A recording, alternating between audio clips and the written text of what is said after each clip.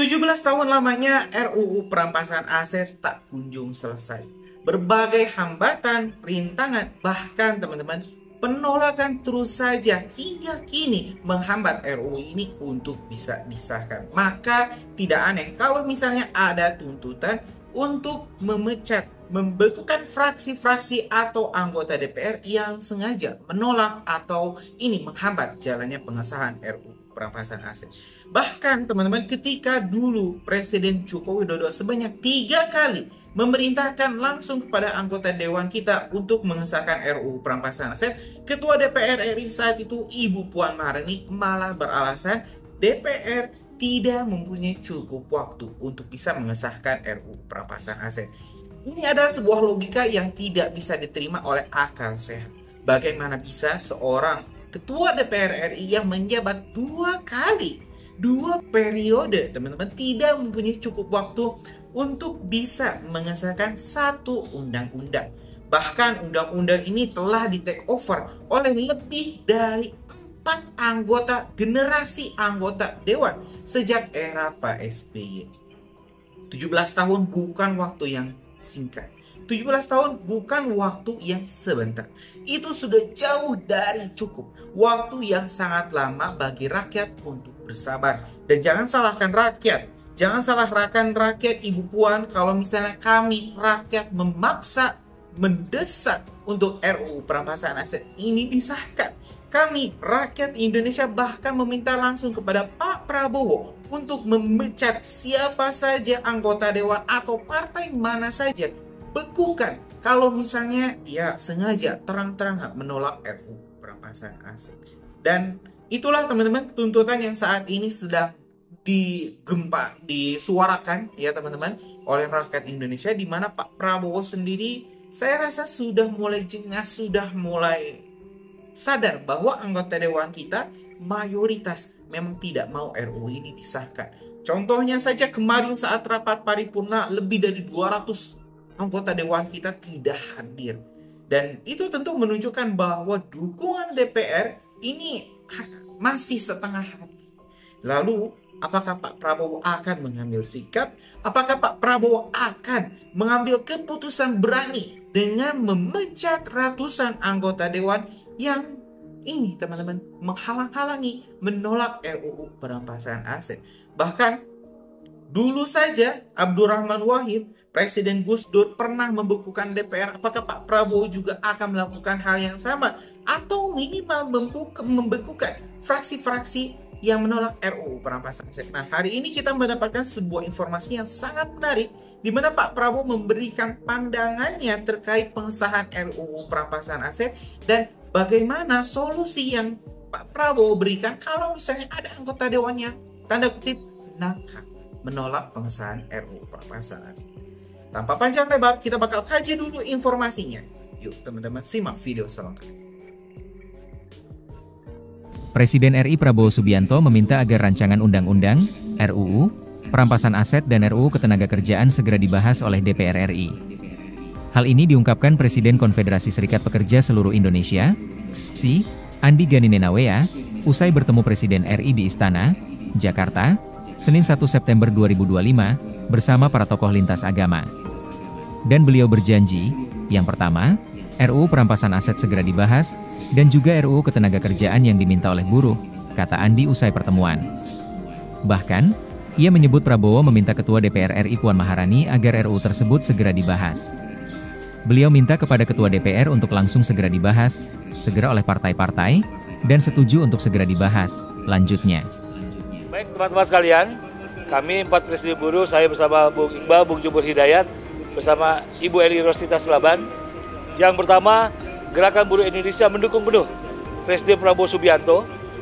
Dan kami menegaskan, kami bukan berada di belakang Presiden, kami berada di belakang Presiden.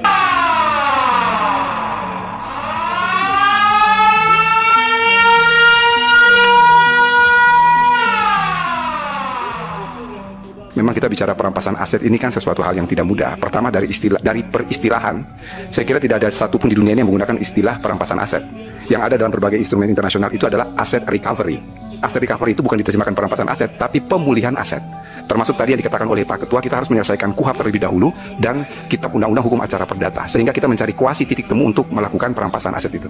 Tapi kami setuju dengan Balik bahwa kita mulai merintis dari tahun 2025. Merintis dari tahun 2025. Merintis dari tahun 2025. Entah kapan selesainya, kita butuh meaningful participation. Entah kapan selesainya, kita butuh meaningful participation. Sekarang ini lagi ramai hashtag turunkan Puan. Rakyat Indonesia sudah terlalu lama menunggu pengesahan Undang-Undang Perampasan Aset, sebuah aturan penting untuk memberantas korupsi sampai ke akar-akarnya. Namun, hingga kini undang-undang tersebut tak kunjung disahkan di DPR. Kekecewaan rakyat semakin memuncak karena tanpa undang-undang ini, koruptor akan terus merasa aman dan bebas merampas kekayaan negara. Masih banyak rakyat yang belum tahu apa sebenarnya rencana besar Presiden Prabowo Subianto. Banyak yang bertanya, kenapa Presiden tidak langsung membubarkan DPR? Jawabannya sederhana, karena undang-undang sekarang sudah berbeda. Kalau Prabowo memaksa, nasibnya bisa sama seperti Gus Dur, akan dilengserkan. Tapi niat Prabowo itu sama, hanya caranya berbeda. Dengan menaikkan gaji DPR, rakyat dibuat semakin panas. Rakyatlah yang akan mendesak pembubaran DPR. Dan saat rakyat bersatu memberi persetujuan, Prabowo bisa mengeluarkan dekret, membubarkan DPR, dan membuka jalan menuju Indonesia maju. Percayalah, semua ini bukan diam. Semua ini adalah bagian dari rencana besar Prabowo untuk Indonesia. Gaji DPR tembus 230 juta per bulan. Perinciannya bikin geleng-geleng kepala. Kita lihat yuk. Nih. Rakyat dipaksa jadi penonton drama 17 tahun yang tak Yo, lebay ini yang bikin berita, medianya nulisnya lebay banget. Orang cuman 230 juta sebulan dikit ya, 230 juta kali setahun kali 12 itu 2 miliar 760 juta, kalikan 5 tahun itu 13 miliar 800. Itu terhitung sedikit dibanding kerja mereka yang berat, apalagi dibandingkan dengan modal yang dikeluarkan. Kalian tahu nggak sih modal untuk menjadi DPR itu berapa? DPR RI itu ya 5 miliar 10 miliar lebih. Banyak. Jadi imbang itu, andaikan anggota dewan yang jadi itu modalnya 10 miliar. Gajinya sebulan 230 juta dikalikan 5 tahun itu 13 miliar 800 juta. Ya mereka cuman untung 3 miliar 800 juta lah, sedikit itu sedikit. Ya Allah, gitu-gitu dibesar-besarkan ya. Makanya kalau pengen anggota dewan itu gajinya kecil, tunjangannya kecil, kalau milih, kalau waktu pileg itu jangan mau disogok, jangan mau dikasih sembako, jangan mau dikasih sesuatu, jangan mau 17 tahun rakyat menunggu keadilan. Tapi apa yang terjadi? RUU Perampasan Aset yang seharusnya jadi senjata pamungkas pemberantasan korupsi justru ditarik ulur, diperdebatkan soal nama, bahkan dipakai sebagai panggung drama politik. Pertanyaan besarnya, apakah undang-undang ini akan lahir dengan tulus untuk memberantas korupsi atau hanya jadi alat baru untuk memperluas kuasa?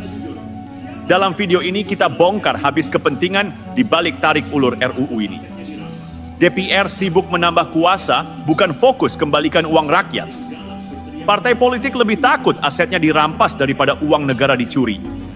Rakyat dipaksa jadi penonton drama 17 tahun yang tak kunjung selesai.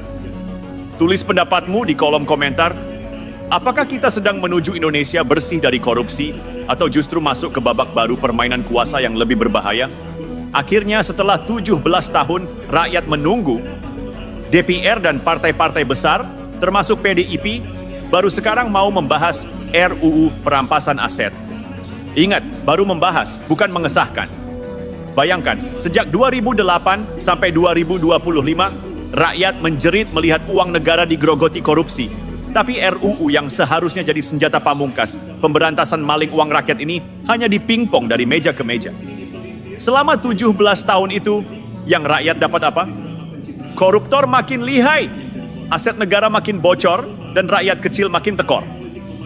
Sementara di Senayan, partai-partai sibuk main drama. Hari ini bilang, jangan tergesa-gesa, besok bilang, setuju dibahas. Lusa entah berubah lagi.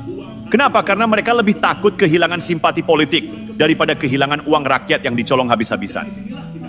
Dan lebih parah lagi, DPR bukannya fokus bagaimana RUU perampasan aset ini benar-benar bisa menjerat pejabat rakus, mereka malah bikin aturan baru. Memberi kewenangan untuk mencopot pejabat seenaknya, katanya demi pengawasan. Padahal kalau ditelisik lebih dalam, inilah celah baru. Sebuah kartu truf untuk dipakai kapan saja, kalau ada pejabat yang tidak nurut atau terlalu bersih hingga mengganggu kepentingan mereka. Lihat ironi ini, rakyat menunggu undang-undang yang bisa mengembalikan harta negara yang dicuri, tapi yang lahir justru aturan yang memperbesar kuasa DPR. Sungguh mereka lebih sibuk mengamankan posisi sendiri ketimbang mengamankan masa depan bangsa.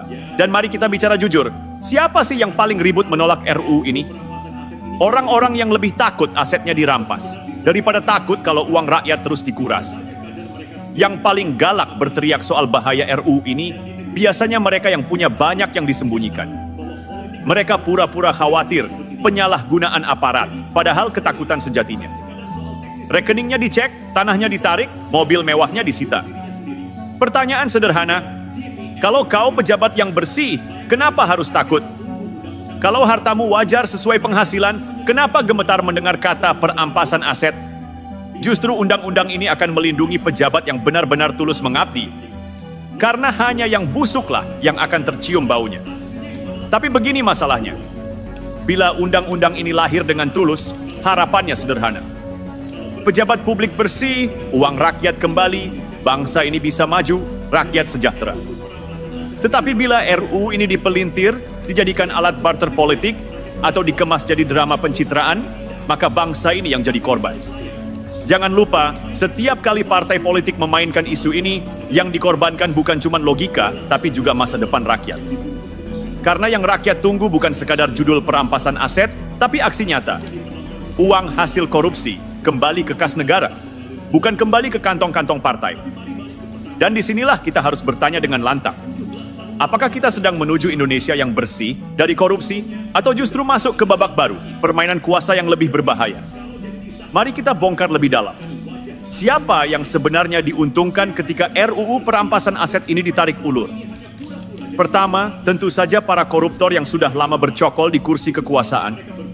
Mereka yang tahu betul bagaimana mengakali sistem, menyembunyikan aset di bawah nama keluarga, perusahaan cangkang, atau rekening luar negeri. Bagi mereka, semakin lama RUU ini macet, semakin panjang waktu untuk menata, mencuci, dan mengamankan hasil jarahan. Kedua, partai politik. Ya, jangan munafik. Partai-partai besar tahu RUU perampasan aset ini bisa jadi bumerang. Kalau benar-benar disahkan dengan taring yang tajam, bisa saja kader mereka sendiri yang pertama kali digasak. Dan di negeri ini, siapa sih yang tidak tahu bahwa politik dan korupsi sering jalan beriringan? Jadi, tarik ulur ini bukan sekadar soal teknis hukum. Ini soal siapa yang berani bunuh dirinya sendiri. Ketiga, DPR itu sendiri. Bayangkan, di saat rakyat menunggu undang-undang pemberantas korupsi, mereka justru menyelipkan aturan baru untuk memperbesar kuasa. Bisa mencopot pejabat kapanpun mereka mau. Luar biasa licik. Mereka menjual isu pengawasan sebagai alasan, padahal aslinya itu adalah pisau bermata dua. Kalau pejabat itu tunduk, aman. Kalau kritis, dicopot. Kalau bersih tapi membahayakan kepentingan politik, tinggal dipelintir, langsung jatuh. Jadi, RUU perampasan aset ini dipakai sebagai umpan politik. Dilempar ke publik biar rakyat girang, wah, akhirnya koruptor akan ditindak. Tapi di balik layar, yang dimainkan justru soal kuasa, soal siapa mengendalikan siapa. Inilah politik model lama yang dibungkus dengan jargon baru.